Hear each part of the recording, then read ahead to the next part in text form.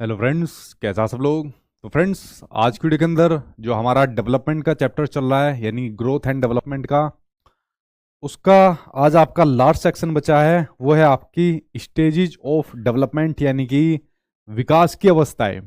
Basically इस chapter को मैं आपका 2 वीडियो के अंदर कंप्लीट कराने वाला था, बट आप लोगों की डिमांड के ऊपर एक वीडियो आपकी फालतू हो गई, यानी कि 3 वीडियो के अंदर इसको कंप्लीट कराना पड़ रहा है। एक वीडियो आपकी प्रैक्टिस सेट की आ जाएगी क्वेश्चन पेपर की, जो आपकी डल जाएगी आपकी इसके अंदर कोर्स के अंदर। तो 4 वीडियो आप लोगों ने करवा दी, वरना आई थिंक 3 वीडियो के अंदर पूरा कंप्लीट हो जाना था। तो आपकी विकास की अवस्था है हम लोग पढ़ेंगे, जो आप लोगों को देखने को मिलती है शैशवावस्था, बाल्यावस्था, किशोरावस्था, जिसके बारे में आप लोग सुनते आते हो, देखते आते हो। बट सबसे बड़ी बात ये देखने को मिलती है यार, आपके सीटेट के एग्जाम के अंदर बड़ा बेसिक लेवल का क्वेश्चन पूछे जाते हैं, जो डेवलपमेंट हो चाहे बाकी के जितने भी चैप्टर हो। तो जितनी जितनी चीजें बता रहा हूं उनके ऊपर नजर डाल लेना, इतनी ही आप लोगों के लिए काफी होने वाली है। ठीक, तो डेवलपमेंट मैंने आपको शुरुआत से बता दिया, विकास क्या होती है, वृद्धि क्या होती है, विकास को प्रभावित करने वाले कारक क्या होते हैं, विकास की विशेषताएं क्या होती है, विकास के सिद्धांत कौन से होते हैं, इन सभी के बारे में मैंने आपको मेन मेन चीजें बता दी। जो भी आपका सीटेट का एग्जाम हुआ, जो भी आपका प्रीवियस ईयर ये आपके एग्जाम हुए, आई थिंक उसमें एक क्वेश्चन नया आया था, ब्रेन प्लास्टिसिटी के नाम से, मस्तिष्क नमनीयता के नाम से आया था। एक तो ये क्वेश्चन था, और शायद 1-2 क्वेश्चन कुछ और होगा तो नया होगा, वरना कोई क्वेश्चन नया नहीं था। सेम वही घिसे पिटे क्वेश्चन जो आपके पहले ही पूछे जा रहे हैं, सेम वही क्वेश्चन थे। ना कोई लेवल था, ना कोई स्टैंडर्ड था। ठीक है, यानी जो मैं आपको एक क्लास करा रहा हूं, इन्हीं में से आपको टकराया जाएगा जो भी क्वेश्चन आपको देखने को मिलेगा। ठीक है, तो चलिए बात कर लेते हैं आज की वीडियो के अंदर विकास की अवस्थाएं, यानी जो मेरा विकास हुआ, आपका विकास हुआ, पर्टिकुलर सभी का विकास होता है, वो हर स्टेज के अंदर किस प्रकार से होकर गुजरता है, उसकी शुरुआत कर लेते हैं। जी सभी को गुड इवनिंग। क्लास की शुरुआत कर लेते हैं एक एक करके विकास की अवस्थाओं से। ठीक है, देखिए सबसे पहले अगर मैं विकास की अवस्थाएं करूं, तो सबसे पहले आ जाते हैं आपकी प्रीनेटल स्टेज यानी कि प्रसव पूर्व अवस्था, यानी जब बच्चा मां के पेट के अंदर होता है। अब ये तो पता है आपका कि जो विकास होता है, मैंने क्या बताया था कि विकास गर्भ से शुरू हो जाता है और मृत्यु तक विकास चलता रहता है। ये बात आपको सभी को पता थी कि बच्चा जब मां के पेट में रहता है तभी से बच्चे का विकास होना शुरू हो जाता है। अगर आपका कोई दूसरा कॉम्पिटिटिव एग्जाम होता, जो मेन एग्जाम होता जिससे आपको जो मिलती, तो यहां पर भी पर्टिकुलर इस स्टेज की भी आपकी 3 स्टेज देखने को मिलती, डिंबावस्था, भ्रूणावस्था और आपकी गर्भावस्था। ठीक है, तो फिर उन स्टेज के अंदर मैं आपको बताता कि डिंबावस्था में बच्चे का विकास कैसे होता है, फिर बच्चे का जब भ्रूणावस्था के अंदर जाता है फिर कैसे होता है, फिर बच्चा जब गर्भावस्था के अंदर जाता है फिर बच्चे का विकास कैसे होता है, फिर उनके अंदर बच्चे का शारीरिक विकास कैसे होता है, मानसिक विकास कैसे होता है। तो थोड़ा चीजें डिटेल में हो जाती, बट आपके एग्जाम में सीटेट में इतनी चीजें नहीं पूछता, आपके एग्जाम में सिर्फ बेसिक चीजें पूछी जाती है। सबसे कमाल की बात तो यह है, प्रीनेटल स्टेज के अंदर तो शायद ही कोई रेयर चांस होगा 2011 से लेकर अभी तक कोई क्वेश्चन आपकी प्रीनेटल स्टेज यानी प्रसव पूर्व अवस्था से क्वेश्चन पूछा जाता हो। हाँ, इतना जरूर पूछा गया है कि जो विकास शुरू होता है वो गर्भ से लेके मृत्यु तक आपका विकास चलता रहता है, ये जरूर पूछा गया है। तो जब आपका विकास शुरू हो जाता है, ये बात आप लोग शुरू हो गए, समझ गए कि विकास मां के गर्भ से शुरू हो जाता है, यानी जब बच्चा मां के पेट में रहता है। अब यहां से एक चीज देखने को मिलती है, अगर मैं बात करूं यहां पर एक चीज थोड़ी अपनी तरफ से एक्स्ट्रा बता देता हूं, बाई चांस एग्जामिनर के मन में क्या पता आ जाए इस बात को। यहां पर बच्चे की जो ग्रोथ होती है, वृद्धि होती है, मे भी शायद उस ये एग्जाम में आपको टकरा जाए क्वेश्चन। ठीक है, अगर यहां से वृद्धि से क्वेश्चन देखने को मिल गया, ठीक है, कि जो बच्चे की ग्रोथ होती है, वृद्धि होती है, क्योंकि जो प्रीनेटल स्टेज होती है इसमें बच्चा रहता है 9 महीने तक। ठीक है, 9 महीने तक बच्चा रहता है, जिसको आप लोग कह सकते हो 280 दिन भी इसको कह सकते हो। ठीक है, इसका पर्टिकुलर एक टाइम पीरियड होता है, एक डेट का टाइम पीरियड होता है, जो आप लोग सुनते हो ना कि जैसे कोई महिला गर्भवती होती है तो एक पर्टिकुलर डेट बताई जाती है कि भाई इस डेट के आसपास में या इन डेट के बीच में आप कभी भी प्रेग्नेंट हो सकती हो, उसकी पर्टिकुलर एक पीरियड होता है। ठीक है, तो यहां पर जो बच्चे की जो ग्रोथ होती है वो बहुत स्पीड से होती है, जो उनकी वृद्धि होती है, जो उनके शरीर की वृद्धि होती है वो बड़ी स्पीड से होती है। यहां पर अगर यहां पर ग्रोथ की बात आ जाए, वृद्धि की बात आ जाए, एक तो आपकी जब बच्चा इस स्टेज के अंदर होता है, गर्भावस्था के अंदर होता है, यानी प्रसव पूर्व अवस्था के अंदर होता है, प्रीनेटल स्टेज के अंदर होता है, इसमें बच्चे की वृद्धि होती है यानी ग्रोथ होती है, वो बहुत स्पीड से होती है। ठीक है, इसमें बच्चे की जो स्पीड होती है वो बहुत अच्छी खासी स्पीड से होती है। अगर मैं वृद्धि की बात करूं, मोटा मोटा नजर डालना, ठीक है, क्योंकि ये थोड़ा आपकी नॉलेज के लिए एक्स्ट्रा बता रहा हूं। जब बच्चा आपका शैशवावस्था के अंदर जाता है, यानी इससे अगली वाली स्टेज के अंदर जाता है, उसमें बच्चे की स्पीड सबसे ज्यादा तेजी से होती है, यानी वेरी रैपिड आप लोग इसको कह सकते हो। यानी जब बच्चा शैशवावस्था के अंदर गया सबसे तेजी से उसकी स्पीड होगी। उसके बाद जैसे ही बच्चा उससे अगली स्टेज के अंदर जाएगा, बाल्यावस्था के अंदर, खासकर अर्ली चाइल्डहुड के अंदर, तो वह स्पीड थोड़ी सी कम हो जाएगी, मतलब होगी बट शैशवावस्था के कंपेरिजन में थोड़ी कम होगी। बट उसके बाद जैसे ही आपका मिडिल चाइल्डहुड के अंदर जाता है, मध्य बाल्यावस्था के अंदर जाता है, वो स्पीड थोड़ी सी और कम हो जाती है। उसके बाद जैसे ही बच्चा लेटर चाइल्डहुड के अंदर जाता है, उत्तर बाल्यावस्था के अंदर जाता है, सबसे कम स्पीड से बच्चे की जो शारीरिक वृद्धि होती है उसके अंदर होती है। और जैसे ही बच्चा किशोरावस्था के अंदर जाता है, फिर से बच्चे की जो ग्रोथ होती है, वृद्धि है, वो सबसे तेज स्पीड से होती है। उसका रीजन मैंने आपको बताया था जब मैंने आपको फर्स्ट क्लास दी थी, जिसके बारे में मैंने आपको वृद्धि के बारे में बताया था, ग्रोथ स्पर्ट, जब मैंने आपको बताया था जब बच्चे की वय संधि शुरू हो जाती है, ठीक है, जो लड़कियों की और लड़कों की वय संधि शुरू हो जाती है जहां पर, ठीक है। तो वृद्धि से आई थिंक ये चीज देखने को मिल सकती है, क्योंकि गर्भावस्था के अंदर भी बच्चे की ग्रोथ यानी वृद्धि अच्छी खासी देखने को मिलती है। तो ये थोड़ी चीजें इस स्टेज के बारे में मैंने आपको एक्स्ट्रा बता दी। बाई चांस एग्जामिनर का मन कर गया तो आप लोग इसको बता सकते हो। अब बच्चे का 9 महीने का टाइम पीरियड हो गया, ठीक है, तो बच्चा इस दुनिया के अंदर आ गया, इस संसार के अंदर आ गया। इस संसार के आने के बाद बच्चे को अगली स्टेज के अंदर हमने डाल दिया, जो कि अगली स्टेज आपकी शैशवावस्था, जो होती है आपकी जन्म से लेके 2 साल तक की, ठीक है। अगली स्टेज होती है आपकी शैशवावस्था, जन्म से लेके 2 साल तक की स्टेज होती है, यानी बच्चा है यहां पर आपका 2 साल का, ठीक। देखते जाना कैसे कैसे पर्टिकुलर हर स्टेज के अंदर बच्चा गुजरता है और उसका विकास यानी कि उसका डेवलपमेंट होता रहता है। इन सभी के ऊपर हम लोग बात करेंगे। अब यहां पर बच्चे को हो जाती है स्ट्रेंजर एंजाइटी, यानी कि अजनबी दुश्चिंता, ठीक है, यानी अजनबी दुश्चिंता यहां पर बच्चे को हो जाती है। आपने देखा होगा आपके घर में भी अगर लगभग 2 साल का बच्चा होगा, ठीक है, आपको तो उस टाइम पर ध्यान नहीं होगी जब आप 2 साल के रहे होंगे। अगर कोई अजनबी आपके घर के अंदर आता है और आपके लगभग 2 साल के 1 साल के बच्चे को गोद में उठाता है, तो बच्चा रोना शुरू कर देता है, ठीक है। तभी आप अपने बच्चों को गोद में लेते हो, अरे मेरा बेटा आ जा वापिस, मेरी गोदी में वापिस आ जा। असल में हमारा बच्चा डर जाता है जी अजनबी को देखकर। अच्छा ये बात है जी, हाँ। तो ये जो स्ट्रेंजर एंजाइटी होती है ना, अजनबी को देखकर जो बच्चा ऐसे डर जाता है, रिएक्ट करता है, वो आपका शैशवावस्था के अंदर बच्चा करना स्टार्ट कर देता है, ठीक है। उसके अलावा जो बच्चे का जो व्यवहार रहता है, जो बच्चे के बिहेवियर रहते हैं, बच्चे के व्यवहार बेसिकली जितने भी रहते हैं उसके मूल प्रवृत्तियों पर आधारित रहते हैं। बच्चे का व्यवहार, जैसे मान लीजिए अगर बच्चा को कोई चीज उसको भूख लग रही है, तो बच्चों को अगर भूख लग रही है तो बच्चा रोना स्टार्ट कर देता है। बच्चा अगर आनंद के अंदर होता है तो बच्चा हंसना स्टार्ट कर देता है। तो बच्चे का अगर जो भी व्यवहार रहेगा तो बच्चे का मूल प्रवृत्तियों पर उसका आधारित रहता है, जो आपका लगभग 2 साल का बच्चा रहता है, ठीक। उसके अलावा जो बच्चे की एक्टिविटी रहती है, ठीक है, जो बच्चे की गतिविधियां रहती है, तो इस स्टेज के अंदर बच्चे की गतिविधियां रहती है आपकी ग्रोस मोटर स्किल से फाइन मोटर स्किल की ओर रहती है, जो मैंने आपको डेवलपमेंट के अंदर भी बताया था। ये थोड़ा गलत हो गया भाई, इसको गलत कर देना। जो बच्चे की यहाँ पर गतिविधियां होती है, मैं इसको लिख देता हूं, जो बच्चे की यहाँ पर गतिविधियां करता है, एक्टिविटीज करता है, तो वो करता है आपका ग्रोस मोटर स्किल से, वो करता है आपका ग्रोस मोटर स्किल से, और वो करता है आपका फाइन मोटर स्किल की ओर करता है। किसकी ओर करता है? फाइन मोटर स्किल की ओर करता है। अब देखिए gross motor skill, fine motor skill तो मैं आपको बता चुका हूं कि ग्रोस मोटर स्किल वो स्किल्स होती है जिसमें हम लोग अपने मसल्स का ज्यादा यूज करता है, ठीक है। जैसे मान लीजिए हम लोग बॉक्सिंग कर रहे हैं तो ज्यादा मसल्स का यूज होगा, ठीक है। जैसे मान लीजिए हम लोग दौड़ लगा रहे हैं, मसल्स का ज्यादा यूज होगा, ठीक है। तो ये आपकी ग्रोस मोटर स्किल्स हो जाएगी।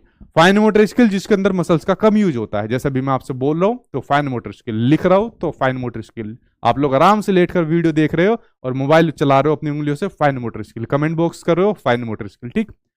बट जो आपका शैशवावस्था के अंदर जो बच्चा होता है ना, मैंने आपको डेवलपमेंट के अंदर भी एक चीज बताई थी कि बेसिकली जो बच्चे का विकास होना शुरू हो जाता है, तो विकास के अंदर जो वो अपनी स्किल्स का यूज करता है, ठीक है, अपने कौशल जो यूज करता है, यहां पर वो यूज करता है अपने ग्रोस मोटर स्किल का पहले यूज करता है। आप उसको हाथ में कोई भी चीज दो, जिसका एग्जांपल मैंने दिया था, आप ये पेन दे दो छोटे बच्चों को, तो इस पेन को तो हम तो पकड़ेंगे यूं, इस तरीके से। आप छोटे बच्चों को ये पेन दे दो, वो पकड़ेगा इसको यूं, पूरी ग्रिप के साथ पकड़ेगा इसको, ठीक है। आप बच्चों को खाने के लिए कोई चीज दे दो, तो हम खाने को कैसे खाएंगे? कोई चम्मच लेंगे और इस तरीके से यूं खाएंगे, ठीक है। अगर मान लीजिए हाथ से हमको खाना है तो हाथ से भी बड़ा आराम से इस तरीके से खाएंगे। बच्चा खाएगा यूं और पूरा का पूरा मुंह के अंदर इस तरीके से खा जाएगा। आधा मुंह पर लग रहा है, इधर लग रहा है, कुछ खानों के ऊपर गिर रहा है। तो इस तरीके से बच्चा जो यूज करता है, अपनी एक्टिविटीज करता है, वो पहले ग्रोस मोटर स्किल करता है और फिर ग्रोस से वो फाइन मोटर स्किल की ओर लेकर जाता है, ठीक है। ऐसे करते हैं ना 2 साल के बच्चे, आपके घर में भी ऐसे करते हैं, सबसे पहले टूट के पड़ते हैं, अपने पूरे शरीर को लेकर टूट के पड़ते हैं। तो फाइन मोटर स्किल का यूज करना भी उनको नहीं आया। धीरे धीरे करके जब बच्चा बड़ा होता जाता है, फिर उसको पता चलता है कि अपने मसल्स का किस प्रकार से यूज करना है, मांसपेशियों का किस प्रकार से यूज करना होता है। ठीक है, तो शैशवावस्था के अंदर बच्चा इसलिए सारी चीजों के ऊपर टूट के पड़ता है। ठीक है, तो ये होता है आपका जो गतिविधियां करता है छोटा बच्चा, फाइन मोटर स्किल से आपका ग्रोस मोटर स्किल की ओर करता है। ठीक है, इसलिए डाटा मत करो इनको, क्योंकि हम लोगों ने भी ऐसे ही किया हुआ है। उसके अलावा इस स्टेज के अंदर बच्चों को जेलेसी की फीलिंग होती है। किसकी? जेलेसी की, यानी कि जलन की, जो कि सभी को अंदर होती है। कोई ऐसा नहीं है जिसके अंदर जेलेसी की यानी कि जलन की भावना ना हो, बट इसकी फीलिंग आनी शुरू हो जाती है बच्चों को लगभग जब बच्चा आपका 1 साल का बच्चा रहता है। ठीक है, तभी से बच्चों को जेलेसी की यानी कि जलन की भावना शुरू हो जाती है। मान लीजिए आपके घर के अंदर 2 बच्चे हैं, ठीक है, और 2 बच्चे में से एक बच्चे को उसके पेरेंट्स ने गोदी में उठा लिया, दूसरा बच्चा वहीं पर है, तो नाराज हो जाएगा, इसको क्यों लिया गोदी में, मुझे क्यों नहीं लिया।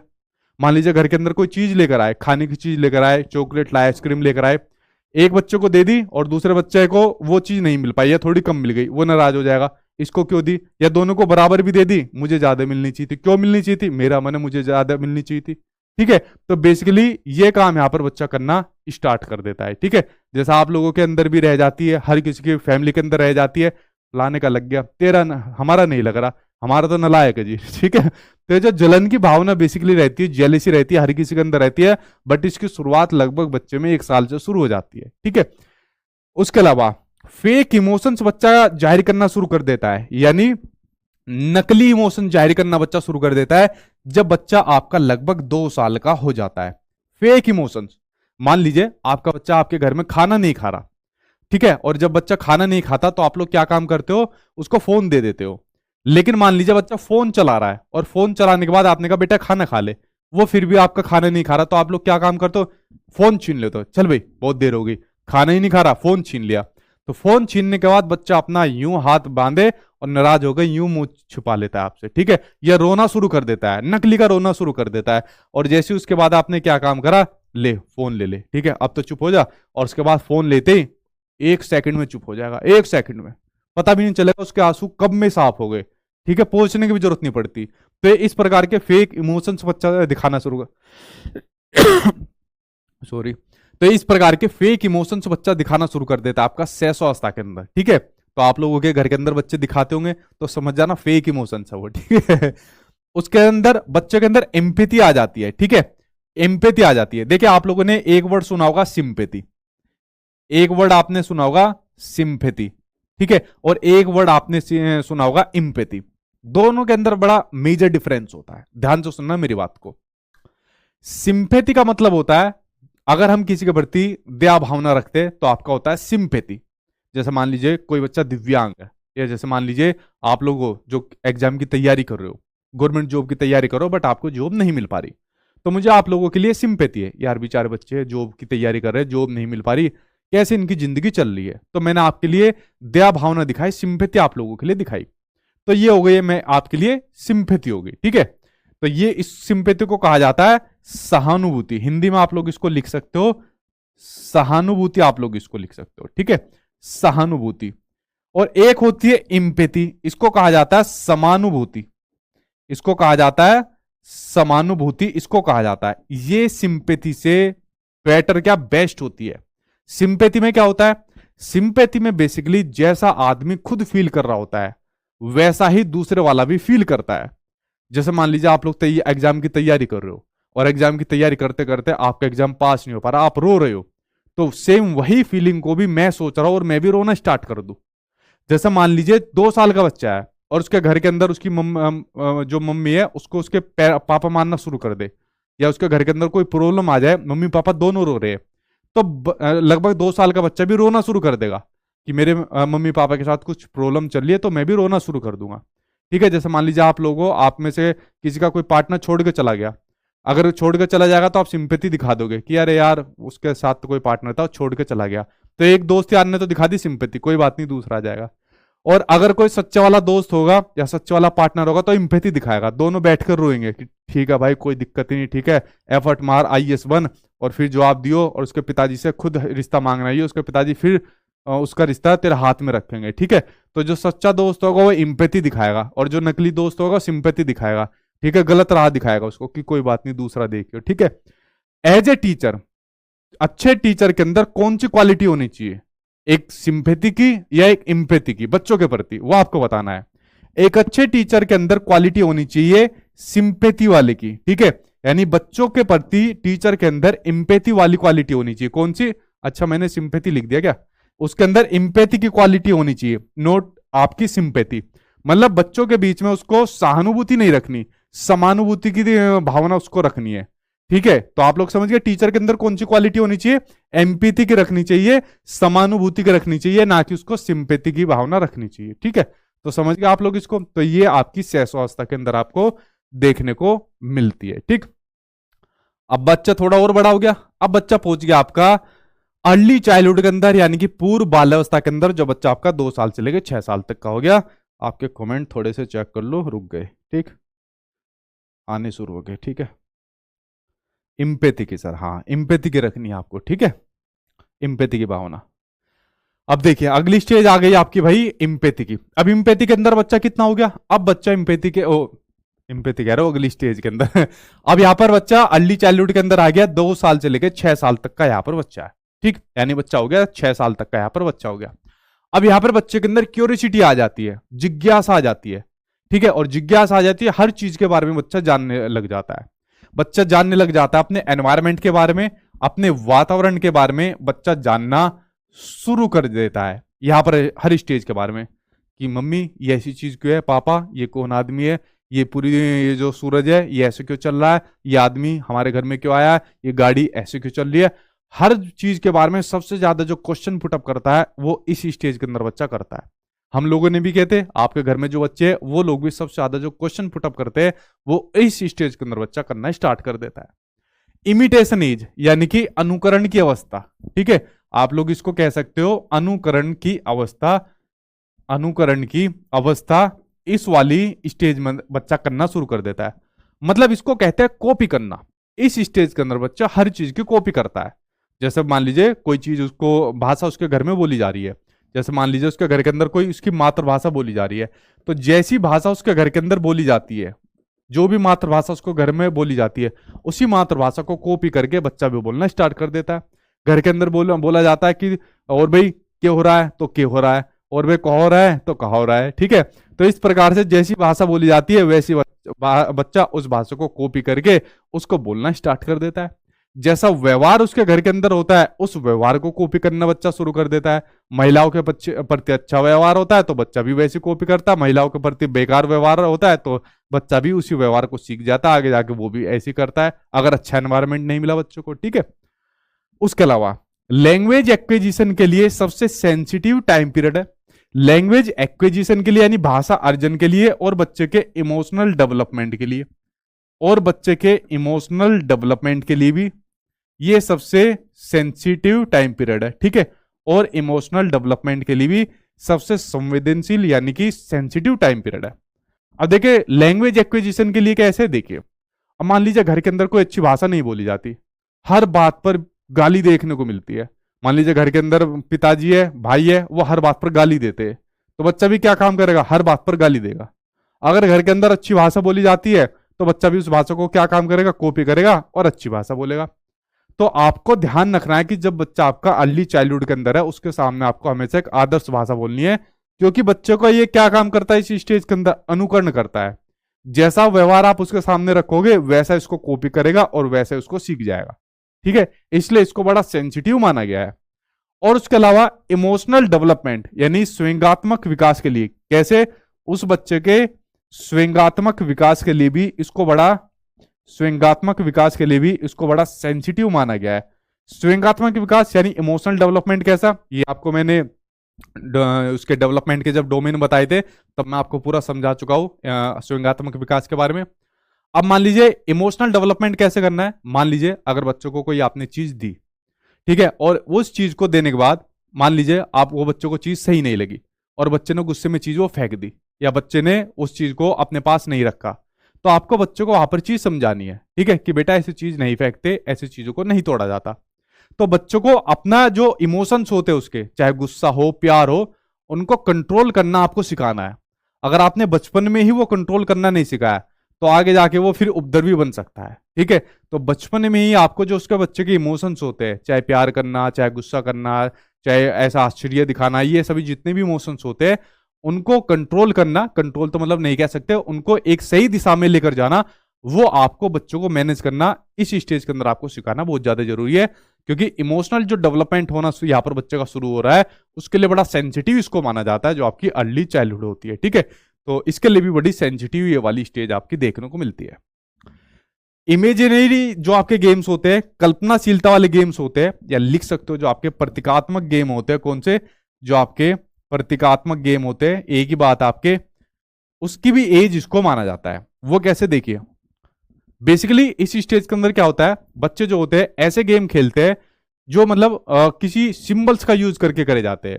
जैसे मान लीजिए कोई सिंबल बना देंगे, जैसे मान लीजिए मेरे हाथ में पेन है, इस पेन को बना देंगे कोई भी बिल्डिंग बना देंगे इसे। ठीक है, इस बिल्डिंग को बना दिया कुतुब मीनार। ठीक है, तो कुतुब मीनार इसको बना देंगे। इस कुतुब मीनार को बनाकर आसपास कुछ ब्लॉक ले लेंगे, माचिस ले लेंगे और आसपास लगा दी, और इसको बनाने के बाद यहाँ पर कुछ ना कुछ अपना एक्टिविटी करेंगे कि देखो ये कुतुब मीनार है, इसके पास में ये बिल्डिंग है, ये अपना कोई मकबरा है, ये इस तरीके से।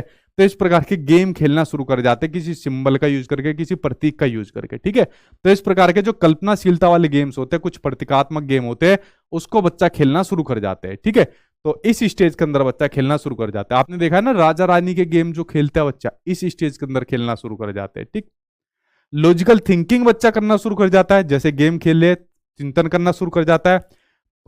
अपोजिट जेंडर एक साथ रहते हैं। अपोजिट जेंडर एक साथ मतलब जो इसके अंदर लड़के और लड़कियां रहते हैं, जो लड़के रहते हैं और जो आपके लड़कियां रहती है, वो यहां पर एक साथ रहते हैं, एक साथ खेलते हैं, एक साथ घूमते, एक साथ पढ़ते हैं, यहां पर एक साथ रहते हैं। ठीक, और बेसिकली जो ये देखा जाता है, जो लड़कियां रहती है वो थोड़ा स्पोर्ट्स एक्टिविटीज में आगे रहती है, या यूं कह सकते हो थोड़ा उनका मैच्योरेशन जो रहता है, परिपक्वता रहता है, कंपैरिजन में लड़कों के मुकाबले थोड़ा आगे रहता है। ठीक है, तो बट इस स्टेज के अंदर दोनों जेंडर एक साथ रहते हैं, मेल और फीमेल दोनों जेंडर एक साथ रहते हैं, कोई कॉन्फ्लिक्ट उनके अंदर नहीं रहता, या किसी प्रकार की भावना यहाँ पर उनके अंदर नहीं देखी जाती है। ठीक है, हालांकि ये जो पूरी की पूरी थ्योरी है, ये मैं कभी जब आप सीटेट एग्जाम पास कर जाओगे तो पूरी की पूरी थ्योरी बताऊंगा, ये जब आपके सिगमंड फ्राइड ने किस प्रकार इसको दी थी, ये जो मनोवृत्तियां दब जाती है, उभर जाती है, किस स्टेज के अंदर जाती है।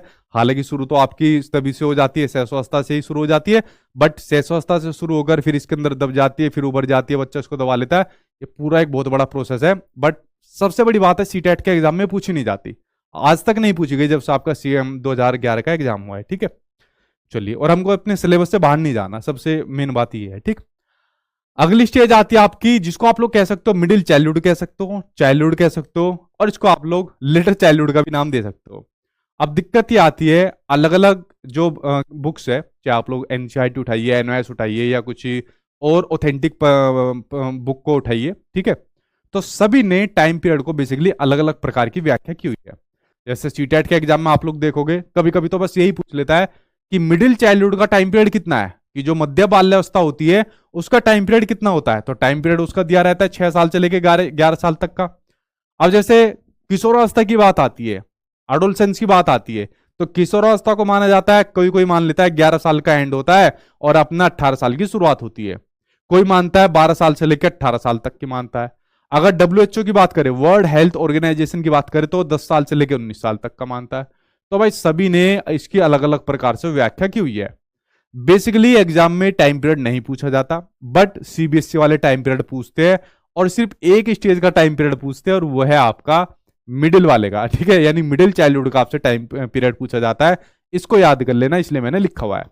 बाकी मोटा मोटा आइडिया लगा लीजिए आप लोग कि जब बच्चा आपका लगभग 6 साल से लेकर 11 साल तक या 12 साल तक का होता है, तो आपका ये मिडिल या लेटर चाइल्डहुड के अंदर आप इसको काउंट कर सकते हो। बट ये आपकी स्टेज आपकी इन्फेंसी, मिडिल, लेटर और एडोलसेंस, और इसी हिसाब से आपकी चलती है। अब देखिए, जब बच्चा 6 साल से लेकर 11 साल तक का होता है, तो इसमें जो जेंडर रहते हैं, ठीक है, सेम सेक्स वाले जो जेंडर रहते हैं वो एक साथ रहना शुरू कर देते हैं। यानी बेसिकली जो लड़के रहते हैं वो लड़कों के साथ रहना शुरू करते हैं, जो लड़कियां रहती है वो लड़कियों के साथ रहना शुरू करते हैं, ठीक है। तो सेम सेक्स जो होते हैं वो एक साथ रहना शुरू कर देते हैं, सेम जेंडर जो होते हैं वो एक साथ रहना शुरू कर देते हैं, ठीक है। यहां पर लड़के लड़कियों के साथ नहीं रहते, लड़कियां लड़कों के साथ नहीं रहते, ऐसा अपोजिट जेंडर एक साथ यहां पर नहीं रहते, न एक साथ खेलते हैं, न एक साथ घूमते हैं, न एक साथ पढ़ते हैं।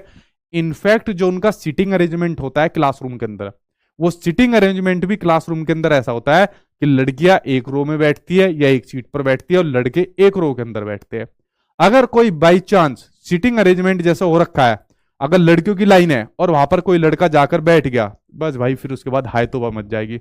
अरे भाई वो फलाना वहां जाके बैठ गया लड़कियों की लाइन में, है वहां जाके बैठ गया, हाँ भाई वहां जाके बैठ गया तो उसकी बुरी हालत बना देंगे, ठीक है। क्या पता लड़कियां ही भगा दे उसे, अरे भाई तू यहाँ क्या कर रहा है, ये तो लड़कियों की लाइन है, भाग यहाँ से जाके जो है। तो इस प्रकार का सीटिंग अरेंजमेंट होता है। जबकि जो सीटिंग अरेंजमेंट होना चाहिए ना, ध्यान रखना बात को, जब आपका इंक्लूसिव एजुकेशन आएगा तभी आपका चैप्टर आने वाला है, अभी नहीं आएगा। जो आपका सीटिंग अरेंजमेंट होता है वो सीटिंग अरेंजमेंट आपका हमेशा होना चाहिए लचीला होना चाहिए, यानी फ्लेक्सिबल होना चाहिए। इस बात को आपको ध्यान रखना है, कैसा होना चाहिए, फ्लेक्सिबल होना चाहिए, यानी लचीलापन होना चाहिए। यानी आपने देखा होगा जैसे जो पीछे बैठने वाले होते हैं वो होते हैं चिरांद, उत्पाती अच्छी प्रकार के, जिन्हें पढ़ने लिखने में ज्यादा इंटरेस्ट नहीं रहता है, ठीक है। और जो सबसे आगे बैठे रहते हैं होते हैं मासूम, जो क्लास के टॉपर होते हैं। बट सीटिंग अरेंजमेंट में क्या होना चाहिए, उन पीछे बैठने वालों को आगे उठा लो, आ जाओ भाई तुम्हारी बारी है, और पीछे वालों को आगे वो आगे वालों को सबसे पीछे बैठ दो। तो इस प्रकार से ये रोटेशन चलाते रहो। लड़कियों का भी ऐसे करते रहो, लड़कियों के साथ बैठा सकते हो लड़कों को। अब कुछ लड़के सोच रहे होंगे यार जब हम पढ़ते थे हम तो नहीं बैठ पाए, अरे भाई वो उस टाइम पर पॉलिसी नहीं चली होगी, ठीक है। तो इस प्रकार का सीटिंग अरेंजमेंट होना चाहिए क्लासरूम के अंदर, ठीक है। बट जब बच्चा इसी स्टेज के अंदर होता है वो खुद ही नहीं बैठता, स्कूल वाले तो नहीं कराते, वो खुद ही नहीं बैठते, ठीक है। ये क्यों रो रहा है भाई, एक सेकेंड, ठीक है भाई अच्छा ठीक है भाई, ठीक, ये बात आप लोग समझ गए। उसके अलावा अगली है प्रारंभिक काल्पनिक अनुपस्थिति। ये कोमा गलत लग रहा है, ये पूरा का पूरा एक ही नाम है। इनिशियल इमेजिनरी एब्सेंट यहां पर बच्चे के अंदर खत्म हो जाती है।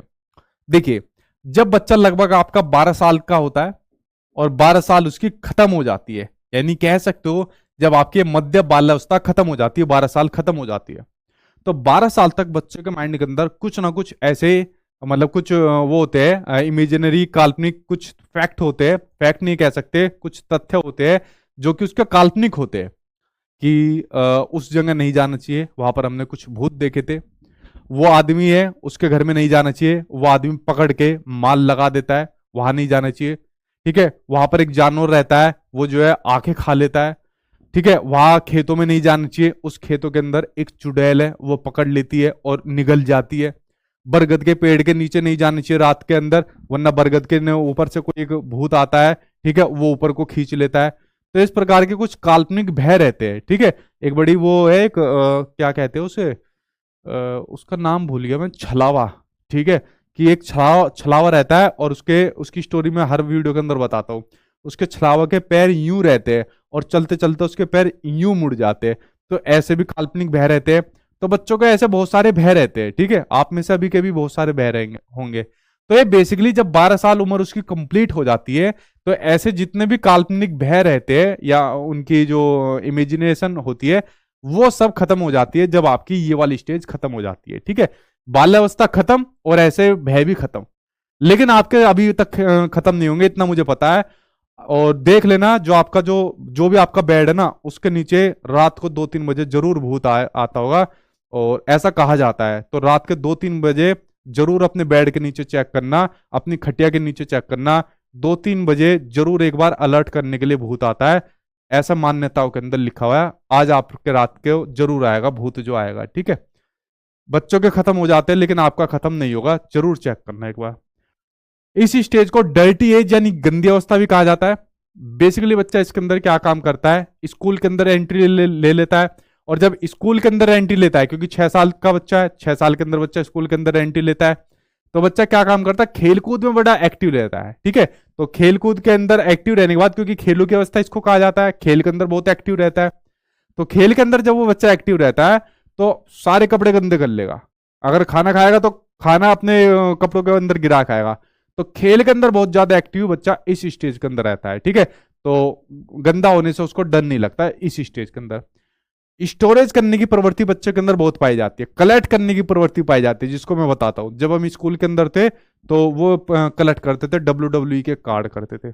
लड़कियां मोर के पंख इकट्ठा करती थी, ठीक है, कि हमें बुद्धि आएगी, हमारी बुद्धि तेज होगी, ठीक है। तो मोर का पंख जो है कॉपियों के और उसके किताबों के अंदर रखती थी, ठीक है, कि इस समय बुद्धियां तेज आएगी। पता नहीं आई या नहीं आई, ठीक है।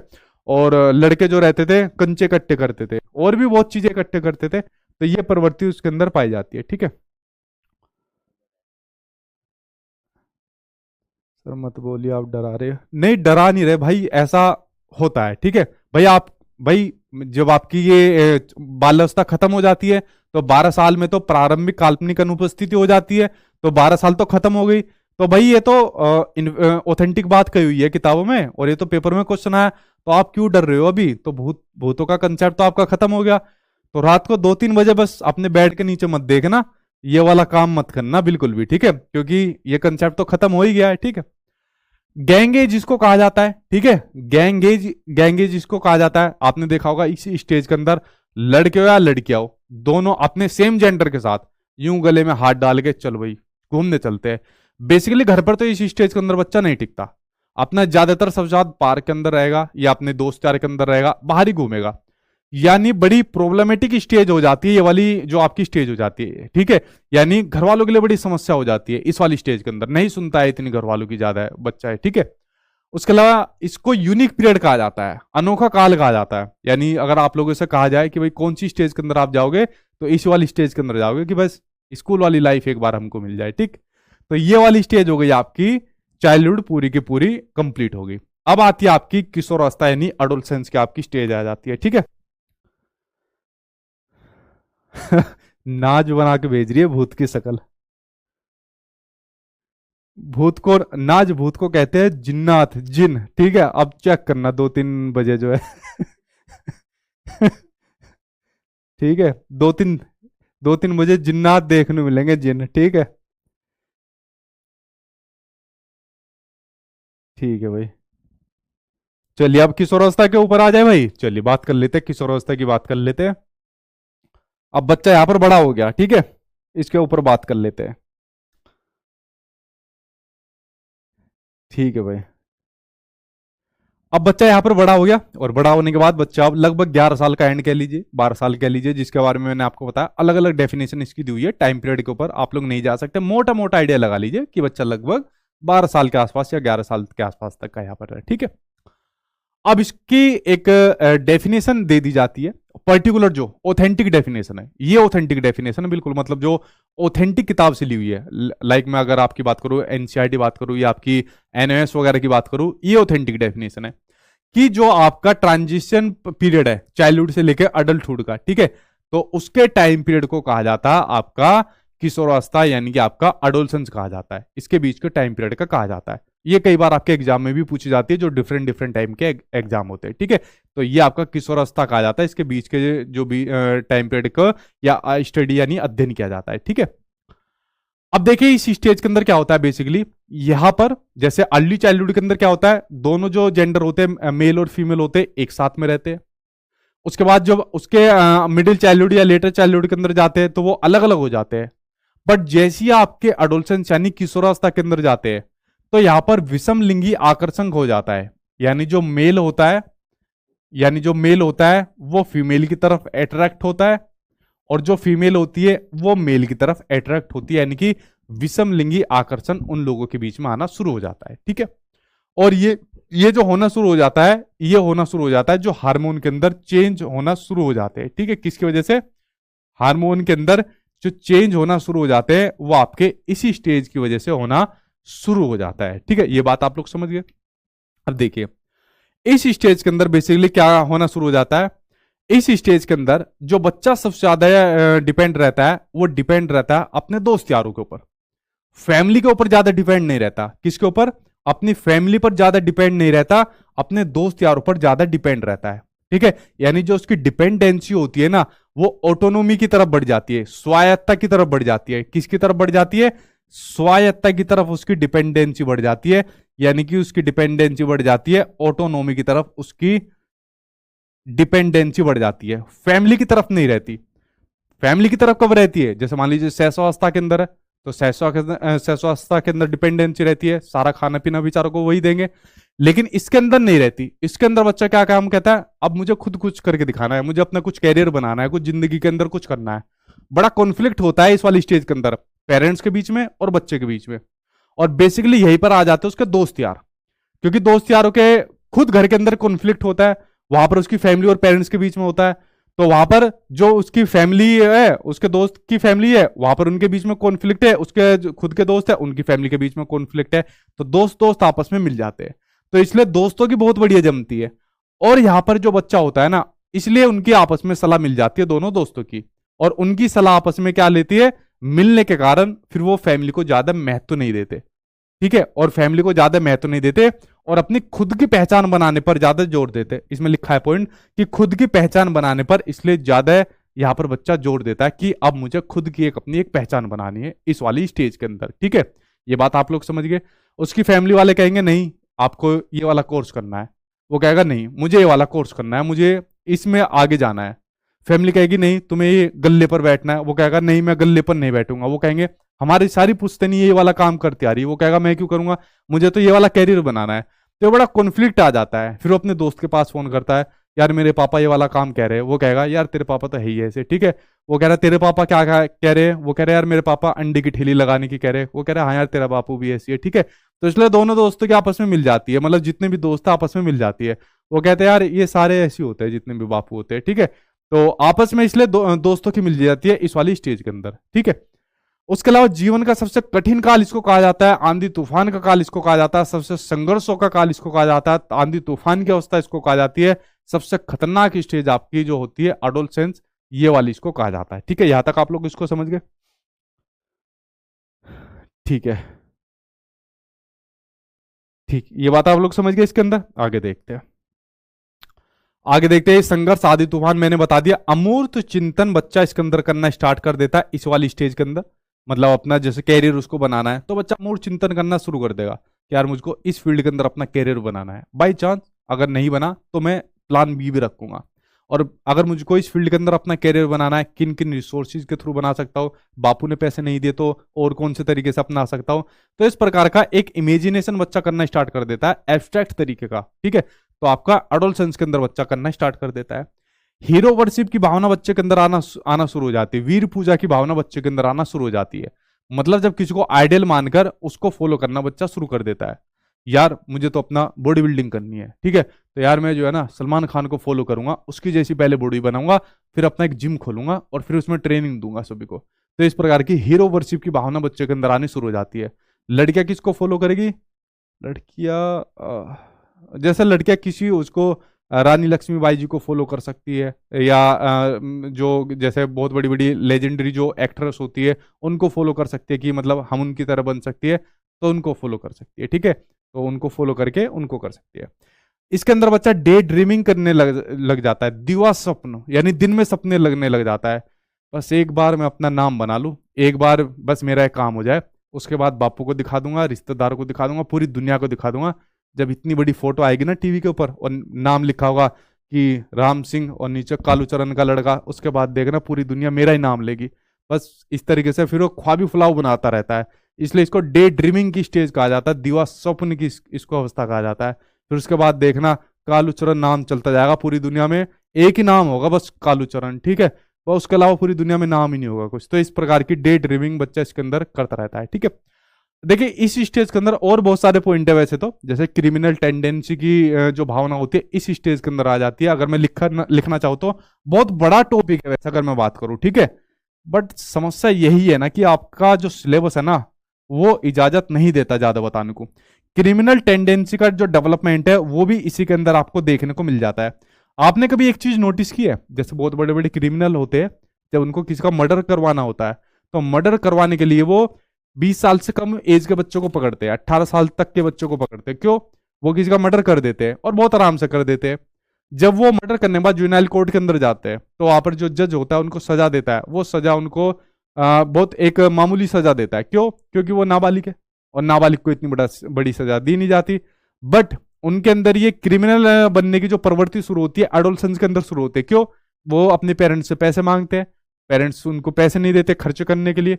और एडोलसेंस ऐसी एज होती है जिसमें ये वाली भावना शुरू होती है कि भाई मुझको कुछ करना है, मुझको दुनिया के अंदर कुछ करके दिखाना है, तो ये वाली भावना बच्चे के अंदर शुरू होती है, ठीक है। तो इसलिए क्रिमिनल टेंडेंसी के जो भावना होती है तो इसके अंदर वो आपकी डेवलप होती है, ठीक है। ये बात आप लोग समझ गए। और आइडेंटिटी क्राइसिस का भी इसी के अंदर देखने को मिलता है कि मेरी कोई पहचान नहीं है, मुझे कोई जानता नहीं है, तो अपनी एक आइडेंटिटी मुझे बनानी है, वरना कौन मुझे जानेगा। तो आइडेंटिटी का क्राइसिस भी इसके अंदर देखने को मिलता है, जिसके बारे में आप मतलब ये स्टेटमेंट आपके एरिक्सन ने दिया था, ठीक है। ये वाला स्टेटमेंट भी बेसिकली आपके वैलेंटाइन ने दिया था। तो ये बेसिकली बहुत सारे स्टेटमेंट है जो आपके दिए हुए, ये डे ड्रीमिंग वगैरह का भी। बट बेसिकली आपको इतना जानना जरूरी है जो मैंने आपको अभी तक ये चीज बताई है, ठीक है। ये बात आप लोग समझ गए। अब जरा एक चीज उसके बारे में जानिए जो मुझे थोड़ा सा आपको बतानी है, ब्रेन प्लास्टिसिटी, जो आपके एग्जाम में एक नया वर्ड देखने को मिला, वरना तो सब आपका ये पुराना ही है, ठीक है। ब्रेन प्लास्टिसिटी, ठीक है। मस्तिष्क नमनीयता, कुछ भी नहीं है इसके अंदर, एक वर्ड का है बस, कुछ भी नहीं है, ठीक है। मस्तिष्क नमनीयता। अच्छा मुझे एक बात बताइए, क्या मैं इस टॉपिक को करा चुका हूं या नहीं करा चुका? आप लोग जरा मुझे एक बात बताइए, प्लास्टिसिटी के बारे में मैं आपको बता चुका हूं या नहीं बता चुका? मैंने आपको क्या बताया कि डेवलपमेंट कैसा होता है, प्लास्टिक नेचर का होता है, मैंने बताया या नहीं बताया आपको? तो आप लोग कैसे कह सकते हो कि ये टॉपिक नया है? मैंने आपको क्या बताया था कि जो डेवलपमेंट होता है वो कैसे नेचर का होता है, प्लास्टिक नेचर का होता है। कैसे बताया था कि जो डेवलपमेंट होता है, विकास होता है, वो कैसे नेचर का होता है? वो होता है आपका प्लास्टिक नेचर का होता है। कैसे नेचर का होता है? वो आपका प्लास्टिक नेचर का होता है। यानी विकास के अंदर विकास को परिवर्तन किया जा सकता है, यानी कि विकास को मॉडिफाई किया जा सकता है। यानी जो आप लोग अभी पढ़ रहे हो, सीख रहे हो, तो सीटेट से पहले भी आप लोगों ने कुछ ना कुछ थोड़ा बहुत इससे पहले पढ़ा होगा। अब यहां पर सीटेट के लिए पढ़ने आए हो तो अपने क्या काम कर रहे हो, और अपनी नॉलेज को बढ़ा रहे हो, यानी अपने डेवलपमेंट को और मॉडिफाई कर रहे हो, परिवर्तन कर रहे हो। फिर उसके बाद मेन एग्जाम आप लोग दोगे तो वहां पर आप लोग कुछ और नई चीजें सीखोगे, फिर अपने डेवलपमेंट को आप लोग और मॉडिफाई करोगे। तो यही तो आपकी बात करी कि डेवलपमेंट आपका प्लास्टिक नेचर का होता है। अब यहां पर एक वर्ड दे दिया आपको, ब्रेन प्लास्टिसिटी, कि जो आपका मस्तिष्क है वो भी आपका कैसा, प्लास्टिसिटी आपका नेचर का पाया जाता है। प्लास्टिसिटी मतलब जो अपने ब्रेन के अंदर आप लोग इंफॉर्मेशन को एक्वायर कर रहे हो, चाहे आप लोग संरचनात्मक रूप से करिए, चाहे आप लोग कार्यात्मक रूप से करिए, ठीक है। अब ब्रेन के अंदर जितनी इंफॉर्मेशन को आप लोग एक्वायर कर रहे हो, तो दिन पर दिन आप लोग उसको क्या काम करते जा रहे हो, आप उसको मॉडिफाई करते जा रहे हो। यही इस बात को ये कह रहा है। जैसा आपकी जो अर्ली चाइल्डहुड हो गई, ठीक है, अगर मैं इसमें कहूं आपसे, जैसा आपकी अर्ली चाइल्डहुड हो गई, जैसा आपकी अर्ली चाइल्डहुड हो गई, जैसा आपकी अर्ली चाइल्डहुड हो गई, और जो आपकी एडोलसेंस हो गई या किशोरावस्था हो गई, हिंदी इंग्लिश दोनों मिक्स चलता हो, जो आपकी किशोरावस्था हो गई, तो इसके अंदर आपकी ब्रेन प्लास्टिसिटी होती है या नहीं होती है? बिल्कुल होती है, ठीक है। उसके लिए सबसे ज्यादा बच्चा इसके अंदर अपना कॉग्निटिव डेवलपमेंट की तरफ बढ़ता है, संज्ञानात्मक विकास की ओर बढ़ता है, नई नई चीजों को सीखने के लिए। वरना तो बच्चे का लगभग 6 साल का जो बच्चा होता है, लगभग उसका 85 से 90% तक उसका मानसिक विकास हो जाता है, बट उसके बाद भी वो कुछ ना कुछ नई चीजें सीखता रहता है। तो उसके लिए भी आपका जो अर्ली चाइल्डहुड और आपकी किशोरावस्था होती है, इनमें भी बच्चे के लिए इसको बड़ा सेंसिटिव माना गया ब्रेन प्लास्टिसिटी के लिए, ठीक है। क्योंकि इन टाइम पीरियड से भी जब बच्चा गुजरता है ना, तो कुछ ना कुछ चीजें सीखता रहता है, अपने ब्रेन को मॉडिफाई करता रहता है।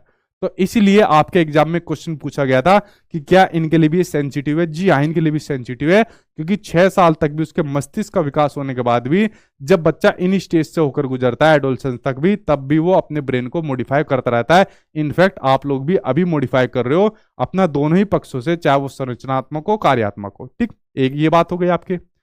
एक चीज और क्वेश्चन आपके एग्जाम में आया, और बेसिकली एक क्वेश्चन नया नहीं है, ये क्वेश्चन था आपके डेवलपमेंट टास्क से जुड़ा हुआ, एक ये क्वेश्चन था। वरना लगभग जितने भी आपके सीटेट के एग्जाम में प्रीवियस ईयर के अंदर ऑनलाइन एग्जाम में क्वेश्चन पूछे गए, आप लोगों को अभी प्रीवियस ईयर के अंदर मिल जाएंगे, ठीक है। जो जो मल्टीपल शिफ्ट के अंदर पूछे गए सारे उठा के देख लेना, और क्लास के अंदर जो जो चीज आपको बता रहा हूं लगा के देखना, कोई ना लगे तो फिर मुझे बताना कमेंट बॉक्स के अंदर। एक डेवलपमेंट टास्क पूछा गया। बेसिकली डेवलपमेंट टास्क आपका डेवलपमेंट से ही रिलेटेड क्वेश्चन है। बट क्या होता है डेवलपमेंट टास्क, ये बेसिकली आपका रॉबर्ट हैविंगहर्स्ट से जुड़ी हुई आपकी सिद्धांत है आपका, बट ये आपके सीटेट के एग्जाम में पूछा नहीं जाता, ठीक। ये पूरी की पूरी एक थ्योरी है। जो आपका डेवलपमेंट होता है ये अलग अलग स्टेज के अंदर, शैशवावस्था, बाल्यावस्था, किशोरावस्था, तो इन्होंने पर्टिकुलर जो स्टेज होती है, इन पर्टिकुलर स्टेज के अंदर डेवलपमेंट किस प्रकार से होता है, इसकी व्याख्या आपके हेविंग हर्स्ट ने की थी। ठीक है, कि जो आपकी पर्टिकुलर विकास होता है हर स्टेज के अंदर, ठीक है, जितनी भी आपकी स्टेज होती है, इन हर स्टेज के अंदर जो विकास होता है वो किस प्रकार से होता है, उसकी व्याख्या आपके हेविंग हर्स्ट ने की थी। ये आपके डेवलपमेंट टास्क को दर्शाता है कि जब बच्चा शैशवावस्था के अंदर होता है तो किस प्रकार विकास होता है, कि बाल्यावस्था के अंदर किस प्रकार होता है, किशोरावस्था के अंदर किस प्रकार होता है, प्रौढ़ावस्था के अंदर जाता है फिर किस प्रकार होता है। ठीक है, तो एक विकासात्मक प्रक्रिया के थ्रू बच्चा किस प्रकार गुजरता है इन स्टेज के थ्रू, तो इस बात को दर्शाता है आपका कौन, डेवलपमेंट टास्क दर्शाता है, जिसके बारे में हेविंग हर्स्ट ने दर्शाया था। पहली बार ये क्वेश्चन सीटेट के एग्जाम में देखने को मिला, वरना आज से पहले नहीं पूछा गया। बेसिकली आपके सिलेबस का हिस्सा है, बट एक क्वेश्चन था, पता नहीं किस शिफ्ट के अंदर पूछा गया, वरना ये भी कोई नया क्वेश्चन नहीं था। बस ये दो क्वेश्चन नहीं थे, वरना भाई सभी आपका सिलेबस का हिस्सा है, जो इससे पहले मैं आपको बता चुका हूं। यहां पर ही आपका चैप्टर खत्म होता है। अब आप लोग प्रीवियस ईयर के क्वेश्चन लगा सकते हो। आई थिंक हमारे अपलोड होना कब शुरू हो रहा है, हमारी शायद 20 तारीख को कुछ शिफ्ट के पेपर और डलवा रहे हैं, और वो आपको सारे अपलोड हो जाएंगे। उन प्रीवियस ईयर के क्वेश्चन आप लोग को लगाना, और लगभग आपको सही मिल जाएंगे। शायद एक दो की मैं गारंटी नहीं लेता, वरना मैक्सिमम आपको सही देखने को मिल जाएंगे। कोई सवाल है, क्वेश्चन है, तो आप लोग मुझसे पूछ सकते हो। और ये यहाँ पर आपकी कंप्लीट हो गई डेवलपमेंट का जो आपका चैप्टर है, विकास का आपका यहाँ पर चैप्टर है। कोई सवाल है जल्दी से आप लोग पूछ सकते हो, ठीक है, क्योंकि हमको अपने सिलेबस से बाहर नहीं जाना, जो आपका सीटेट का सिलेबस है उससे बाहर नहीं जाना, वरना डेवलपमेंट का चैप्टर इतना बड़ा चैप्टर है, इसकी बहुत सारी क्लास चलती है, बट क्या फायदा वो आपके सिलेबस में नहीं आना। ठीक है,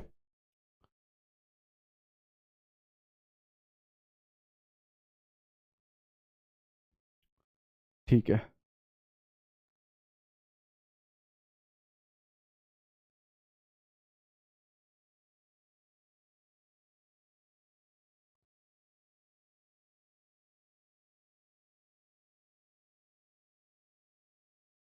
ठीक।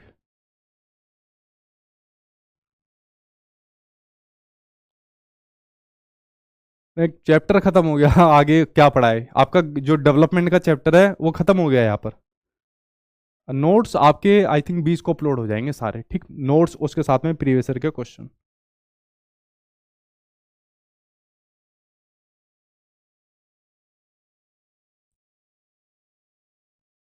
ठीक है,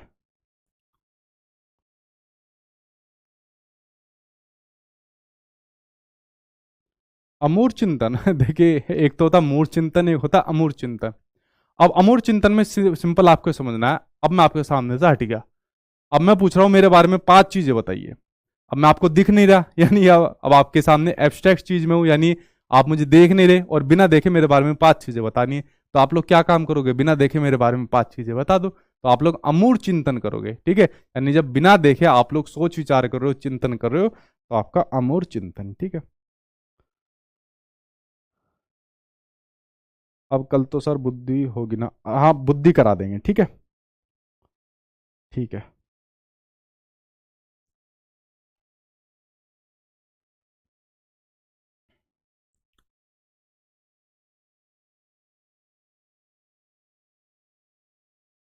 ठीक है।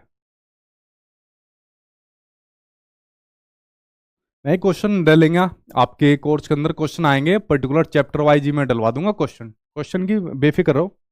अभी चैप्टर वाइज भी चल रहा है, जो चैप्टर छोटा होगा उसके साथ के साथ क्वेश्चन, जो चैप्टर छोटा है उसके तो साथ के साथ क्वेश्चन आ जाएंगे, जो चैप्टर बड़े हैं उनके अलग से क्वेश्चन आपके कोर्स के अंदर आ जाएंगे। क्वेश्चन तो रहेंगे, बिना क्वेश्चन के प्रैक्टिस कैसे करोगे, ठीक है, क्वेश्चन रहेंगे।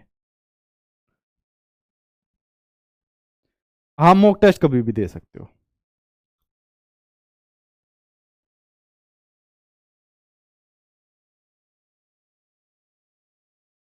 ठीक है, कोई डाउट तो नहीं है।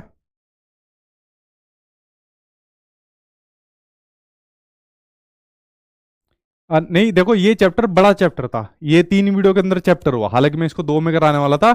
अभी 3 वीडियो के अंदर चैप्टर खत्म हो गया, अब इससे रिलेटेड क्वेश्चन आंसर आपको कोर्स के अंदर अपलोड करवा दी जाएंगे। ठीक है, तो क्वेश्चन आंसर तो आपको मिलेंगे भाई, आप टेंशन क्यों ले रहे हो।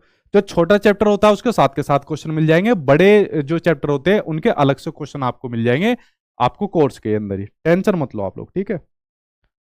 कोशिश आपके 30 में से 30 की है, कोशिश ये नहीं है कि आपको 20-22 की तैयारी कराई जाए, ठीक है। ठीक है। हाँ, बहुत अच्छा पढ़ाते हो सर, ठीक है भाई, ठीक है।